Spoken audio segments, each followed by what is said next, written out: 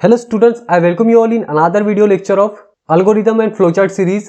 तो आज की इस वीडियो में मैं आपको बताऊंगा इवन और ऑड के एल्गोरिथम और फ्लोचार्ट के बारे में। ओके, तो जैसा कि हमने सबसे पहले इफ स्टेटमेंट के बारे में पढ़ा, इफ स्टेटमेंट में हमने कुछ एल्गोरिथम और फ्लोचार्ट्स के बारे में पढ़ा। अभी हमने स्टार्ट कर दिए इफ एल्स स्टेटमेंट के बारे में पढ़ना, जिसमें हम लोग पहला प्रोग्राम बनाने वाले हैं कि जो नंबर है उसको हम लोग चेक करेंगे कि वो इवन है या ऑड है। ओके, तो एल्गोरिथम स्टार्ट करने के पहले मैं आपको इसका सिंपल सा लॉजिक बता देता हूं। तो देखिए, कोई भी नंबर जो है हम लोग अगर उसको 2 से डिवाइड करते और उसको 2 से डिवाइड हो जाता है, मींस उसका रिमाइंडर अगर 0 आ जाता है तो वो नंबर क्या होता है, इवन नंबर होता है। ओके, और सपोज अगर उस नंबर को डिवाइड नहीं हो रहा है, ओके, 2 से, उसका रिमाइंडर 1 आ रहा है, इसका मतलब क्या होगा कि वो जो नंबर है वो ऑड होगा। ओके, तो देखिए, हम लोग अगर कोई भी नंबर को अगर 2 से डिवाइड करते तो एक तो उसका रिमाइंडर 0 आ सकता है या फिर उसका रिमाइंडर 1 आ सकता है। ओके, तो इसके पहले की वीडियो में भी मैंने आपको बताया कि हम लोग रिमाइंडर कैसे फाइंड करते हैं, मॉडुलो से। ओके, तो ये हो गया आपका सिंपल सा लॉजिक। अभी हम लोग इसके एल्गोरिथम के बारे में डिस्कस करते हैं। ओके, बहुत सिंपल सा एल्गोरिथम है इसका।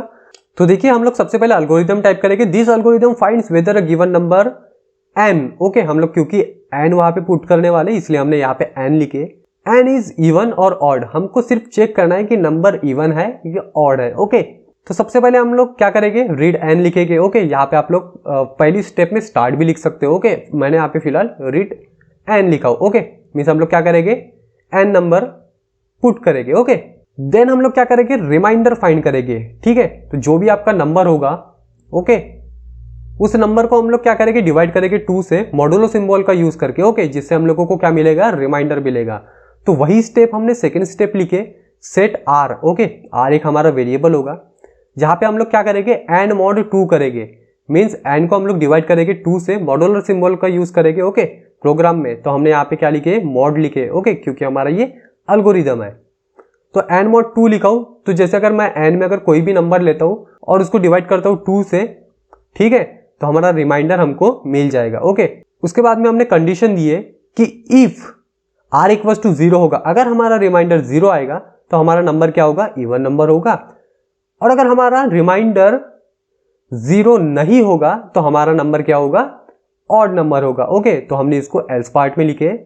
ओके, तो काफी सिंपल सा लॉजिक है इफ एल्स का। ओके, तो देखिए, वन मोर टाइम मैं आपको समझा के देता हूं। सबसे पहले हमने क्या किया, रिमाइंडर निकाले। एक तो हमको रिमाइंडर 0 चाहिए या 1 चाहिए। ओके, तो इसीलिए हमने जो भी नंबर है उसको डिवाइड करेंगे 2 से। ओके, मीन्स हम लोग मॉड निकालेंगे उसका, मीन्स हम लोग मॉडुलो सिंबल का यूज करेंगे रिमाइंडर फाइंड करने के लिए। देन हमारा रिमाइंडर एक तो 0 आएगा या फिर 1 आएगा।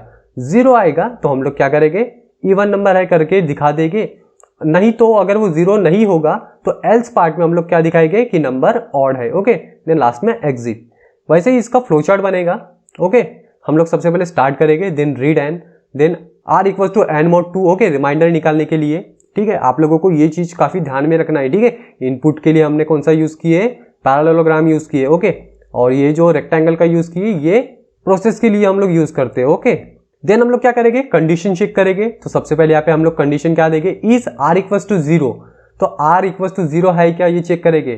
देन इसमें 2 वे होगी, एक ट्रू होगा एक फॉल्स होगा। ओके, तो अगर ये कंडीशन अगर ट्रू होगी, मीन्स ये ट्रू हमने यहाँ पे दिखा है, अगर ट्रू होगी तो नंबर इज इवन, ये एक हम लोग स्टेटमेंट दिखा देंगे। ओके, और अगर कंडीशन फॉल्स होगी तो ये एक स्टेटमेंट हम लोग डिस्प्ले कर देंगे। ओके, तो ट्रू होगी तो इवन नंबर और फॉल्स होगी तो ऑड नंबर। ओके, एक साथ ये दोनों स्टेटमेंट एग्जीक्यूट हो गए क्या, नहीं। ओके, एक तो आपका ट्रू होगा या फिर एक फॉल्स होगा। ओके, तो दोनों में से कोई एक ब्लॉक एग्जीक्यूट होगा। ओके, अगर आपकी कंडीशन ट्रू होती है तो ये वाला स्टेटमेंट, और अगर आपकी कंडीशन फॉल्स होती है तो ये वाला स्टेटमेंट। ओके, तो इन दोनों में से कोई भी स्टेटमेंट फिर एग्जीक्यूट होने के बाद में स्टॉप हो जाएगा।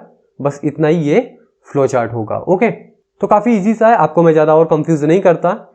आई होप आपको ये समझ में आ गया होगा। तो नेक्स्ट वीडियो में हम लोग इसके प्रोग्राम के बारे में डिस्कस करेंगे। तो स्टॉप करते हैं आज के लिए, मिलते हैं नेक्स्ट वीडियो में। तब तक के लिए take care and bye bye.